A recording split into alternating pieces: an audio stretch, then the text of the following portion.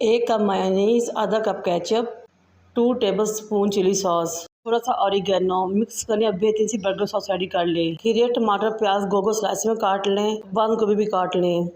1 पाव चने की दाल उबालें, पीस लें या फाइन चॉप कर लें। 1 पाव बॉयल एंड शरेड चिकन शामिल करें। अदरक, प्याज और हरी मिर्चें फाइन चॉप शामिल करें। आधा किलो उबले हुए मैश हुए आलू शामिल करें। तमाम मसाले, हरा धनिया शामिल करें और मिक्स कर लें।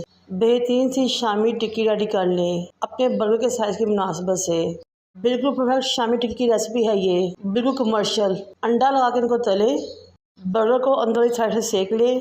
सॉस लगाएं, बारीक कटी हुई बंद गोभी लगाएं, शामी कबाब लगाएं, प्याज, खीरे और टमाटर स्लाइस में कटे हुए रखें। अपने टेस्ट के मुताबिक मायोनीज़ और केचप डालें। बेहतरीन और 100% परफेक्ट शामी टिक्की बर्गर बिल्कुल कमर्शियल रेडी है। बनाएं, खाएं, एंजॉय कीजिए। मेरे चैनल को लाइक और सब्सक्राइब कर दें।